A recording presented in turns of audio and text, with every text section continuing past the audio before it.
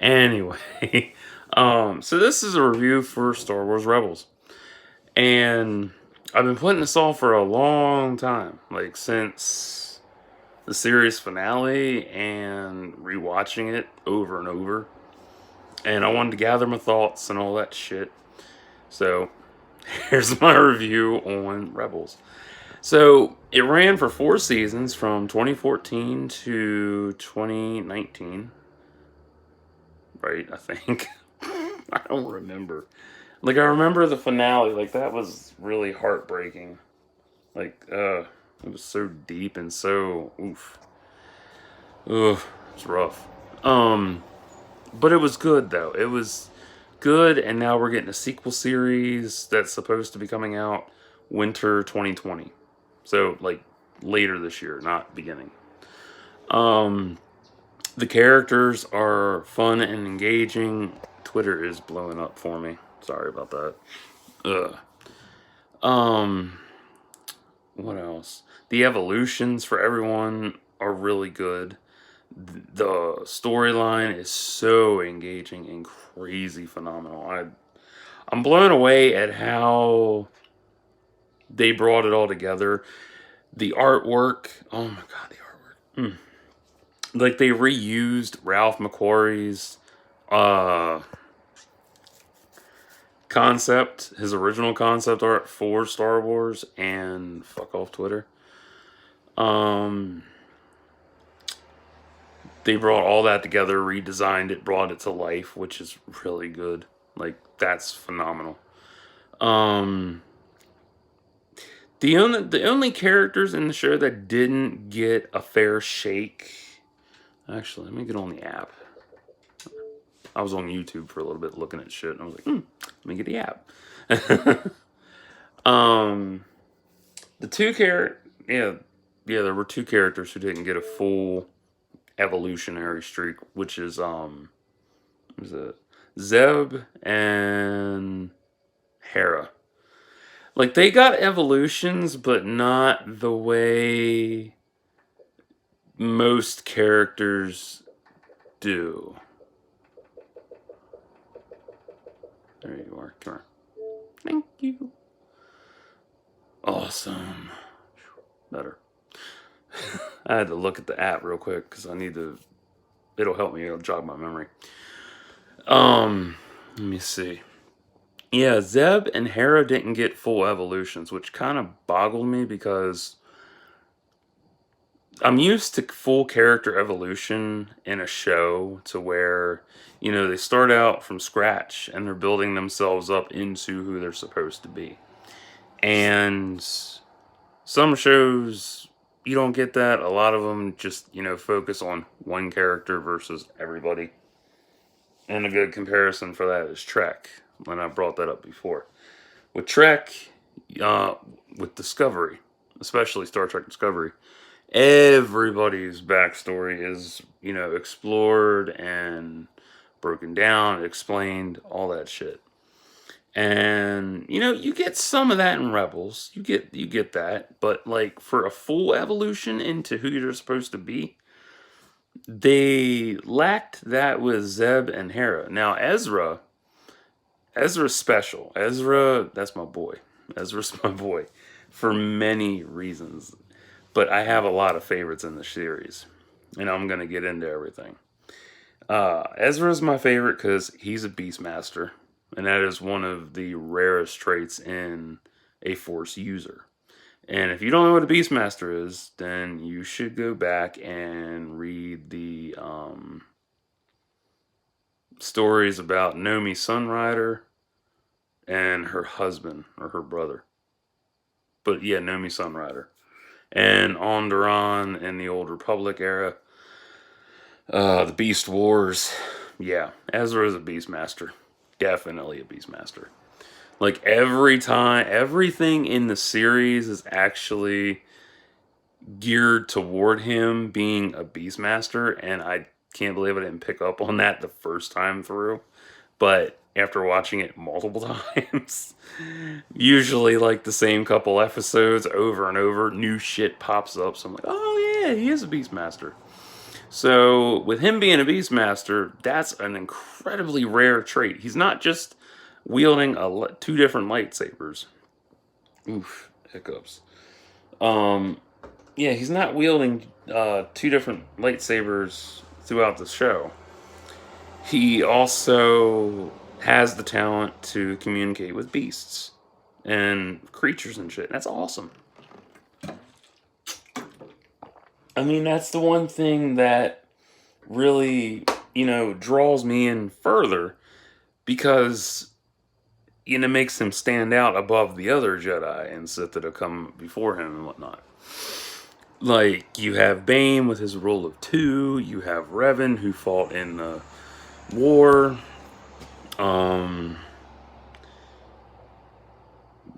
Everybody's unique in their own way.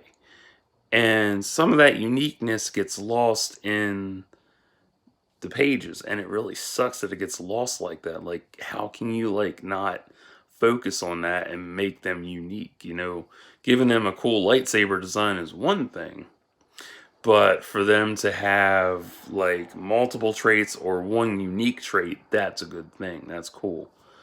That's what makes somebody stand out to me, and that really gets me hooked. Who had the best arc in the show? Kanan. Literally from the comics, from his 2-volume comic of The Last Padawan. They're down there in the desk.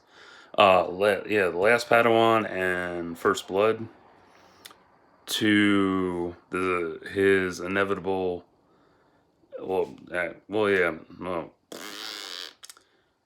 His shocking death in season 4. Yeah, he had the best arc. Damn.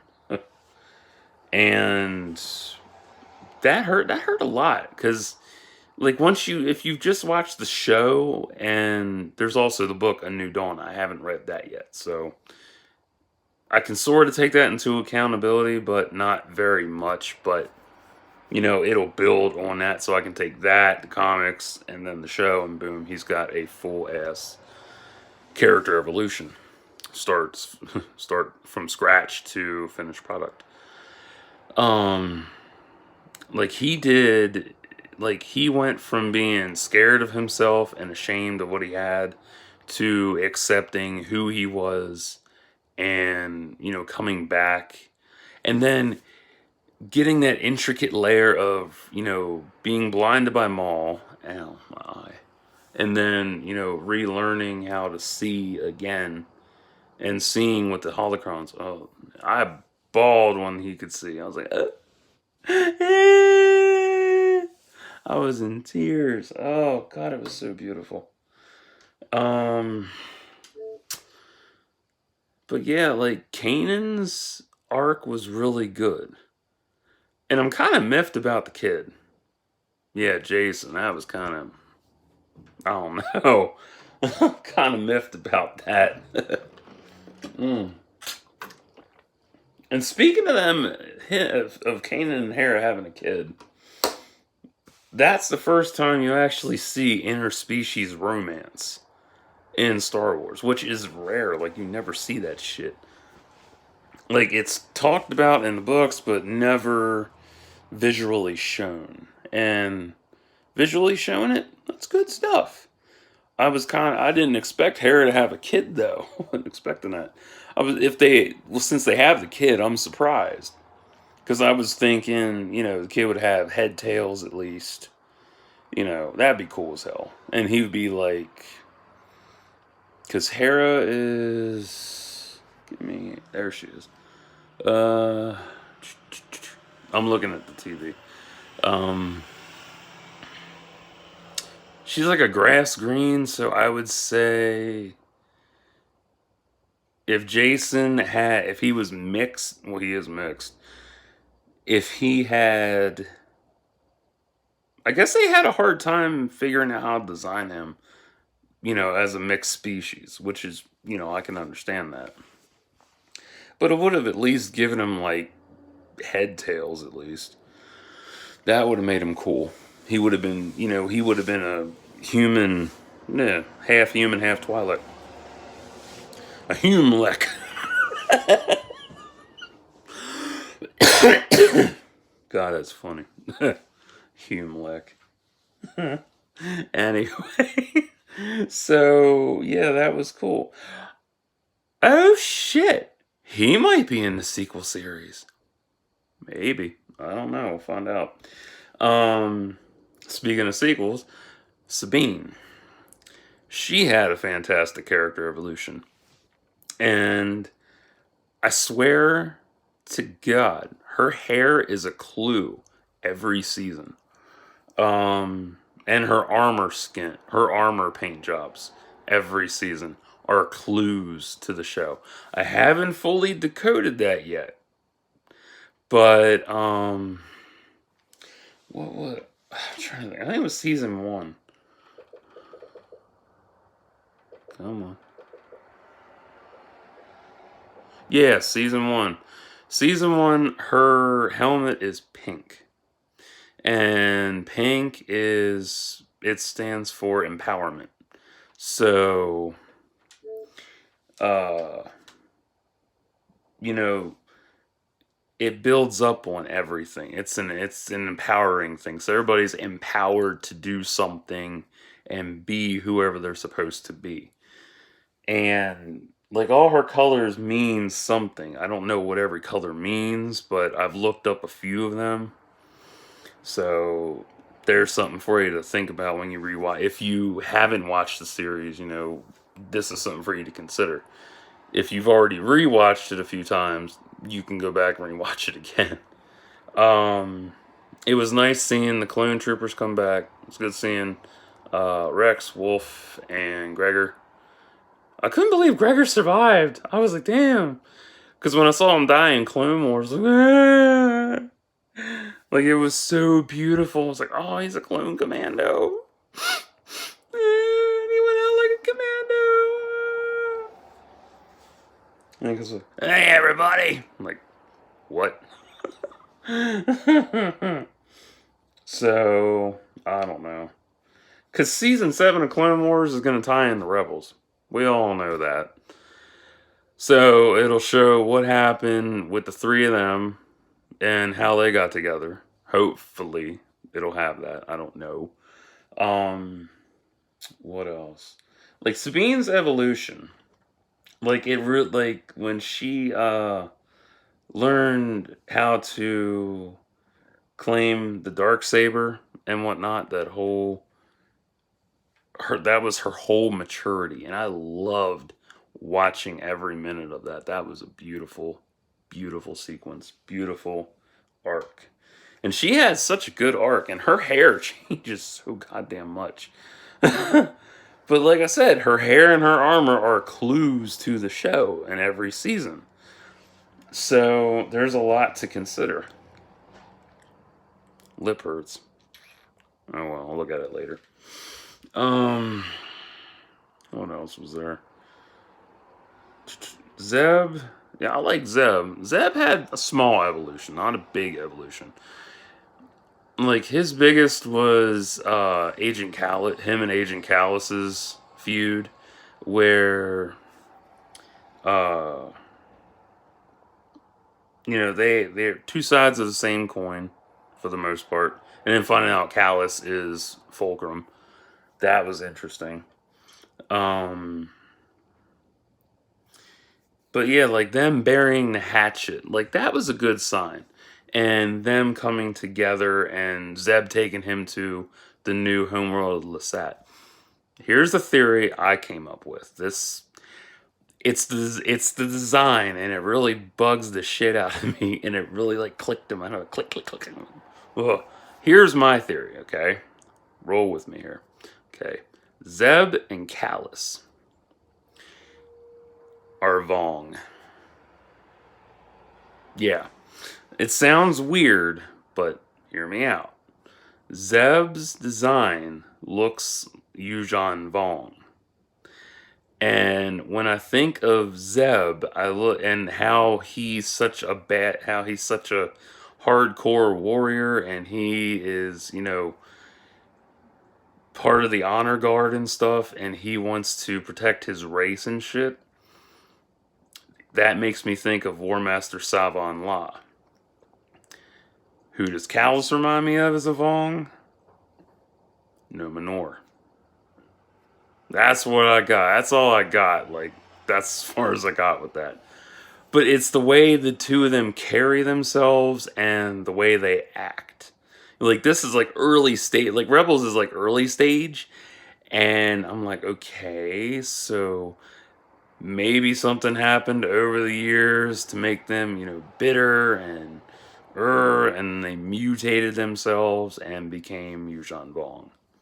That's my theory on that shit. And it'd be interesting if that was the case. That'd be some crazy ass shit. I'd be like, what? Callus was interesting.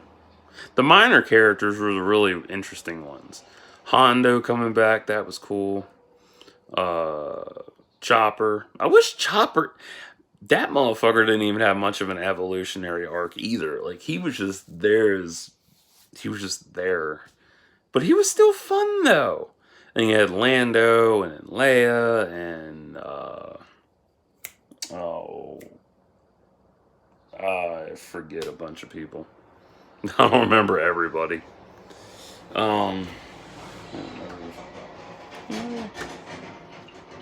That was a truck.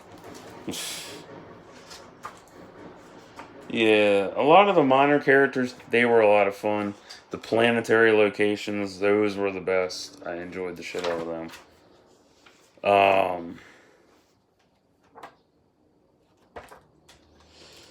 What else was there?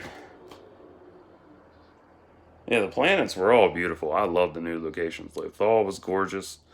Everything I named in the Rebels Epic Battles book, gorgeous. Loved it.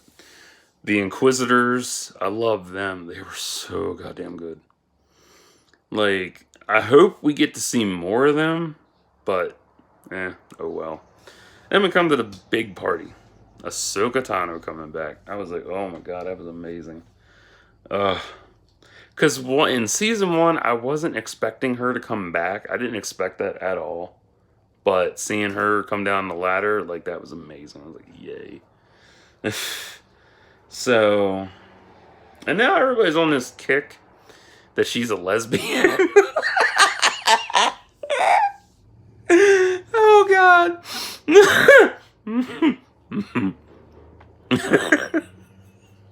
I'm like, where the fuck did that even come from? Like, I don't know. But her arc in Rebels... like, her arc in Rebels was so beautiful. And having her come back after being saved by Ezra, like, oh my god. And one of the things that really blew me away about Rebels was how mature it was for a kid's show. Like, it was very mature and very adult at times, especially in the later seasons with the Darksaber saga and Ezra's fate and everything coming into the fold.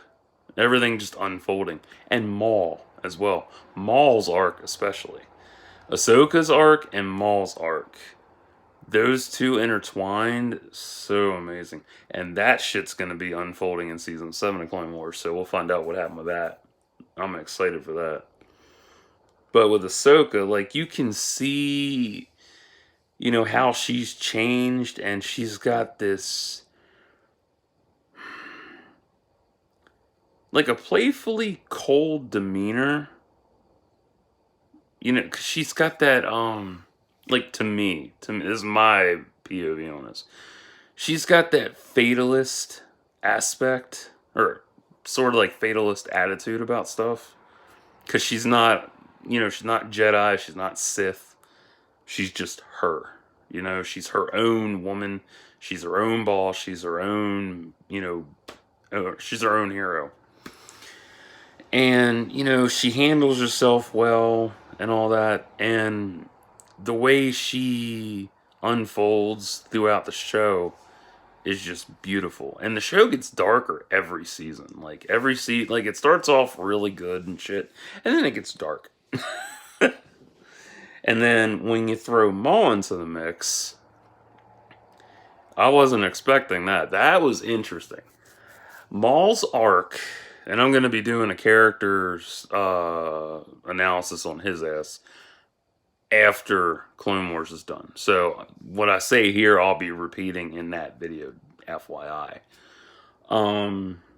Maul's arc in Rebels was one of pain, a lot of pain. It was a lot of pain and a lot of sorrow, distress, and hurt, and rebirth, and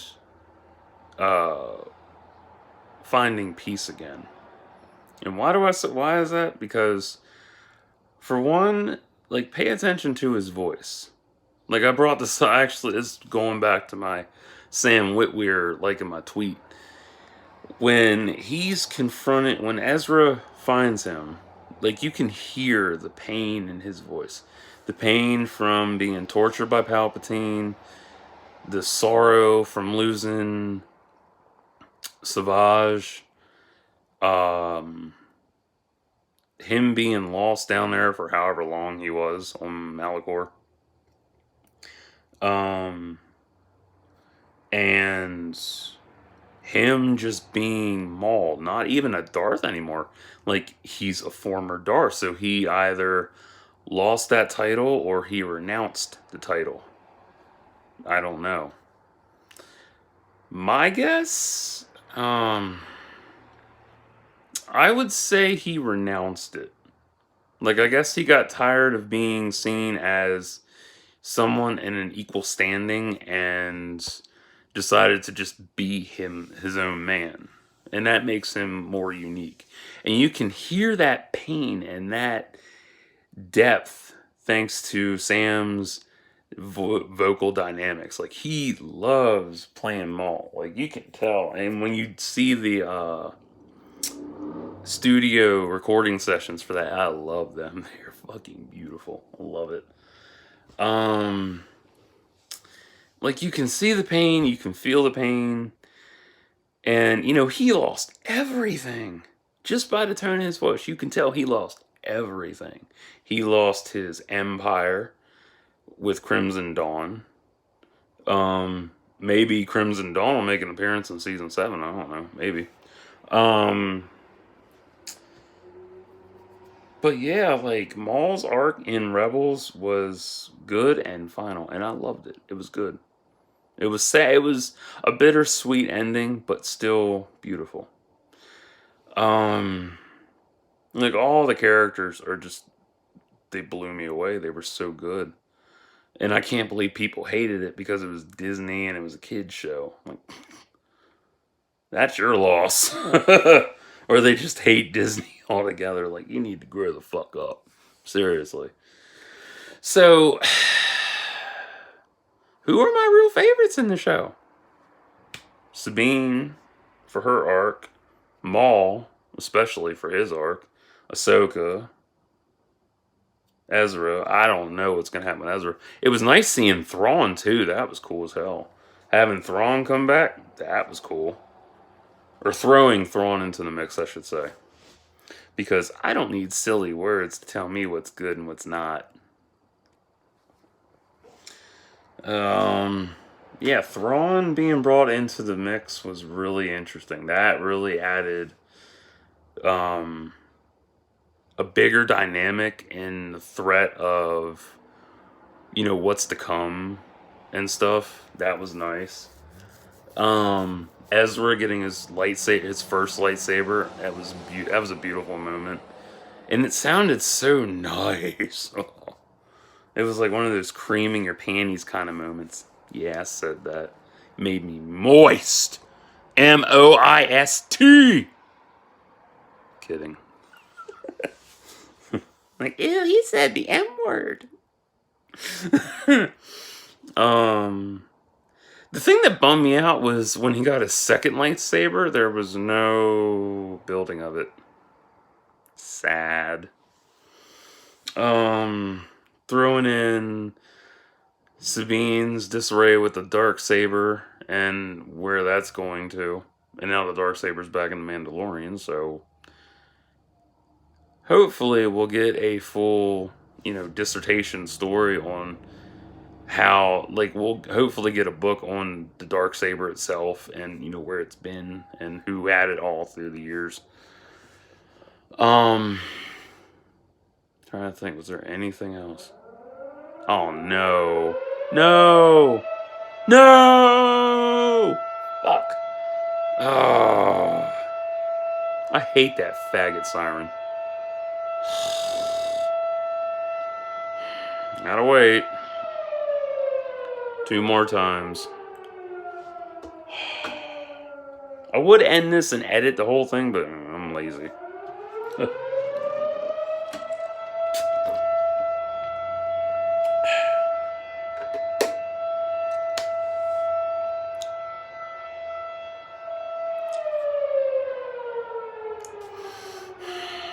One more. Fucking asshole.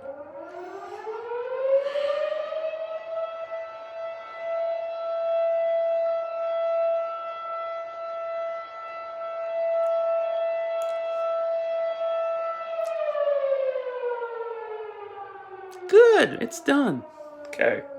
So I had to lose a whole minute of the video. Fucker. Now there might be sirens. I don't know. We'll find out.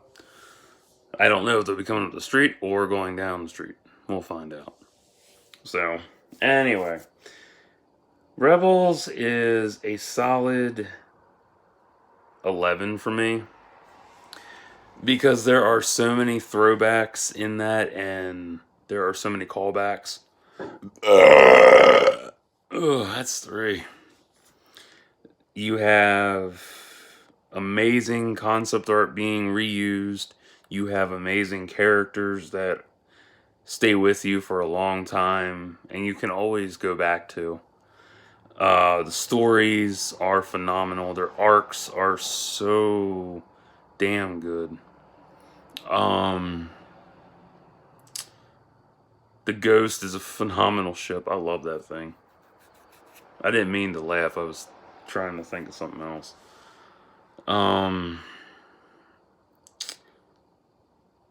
Didn't really care for Vader in that.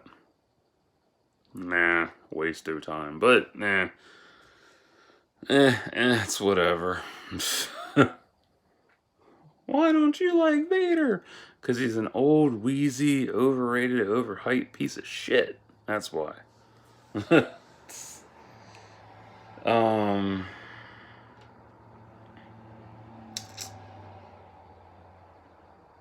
What else was there? I think that was it. Yeah, that's about it for Rebels. Unless I missed something, I'm like, whatever. Let me do a quick look through this episodes. I'm thinking about it. It was good seeing the clone troopers come back. Bendu was awesome.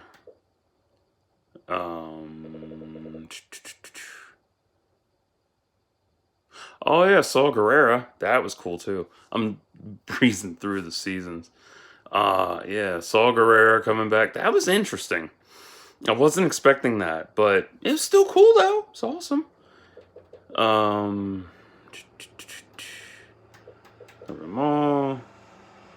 Actually, yeah, Chopper had a small arc. He had tiny ass arc with the droid. What was his name? AP5. That's right. Yeah, him and AP5. That was awesome. Yeah, I think that was it. And then Hera meeting her dad. Man, it's rough. Yeah, it was such a damn good series, and it blows me away that people didn't like it and people enjoyed it as well. So would I recommend to you and friends? Yeah, obviously. If you are a fan of Ralph McQuarrie's work, because he did, I think he did Trek and Star Wars. and some other projects. I haven't fully researched him. Check him out. You'll like this show because of that. If you don't like it, that's cool. Totally get it. Not everybody's into Star Wars and shit. That's awesome. Yeah, that's all I got. So, till next time, like and subscribe for thoughts and prayers.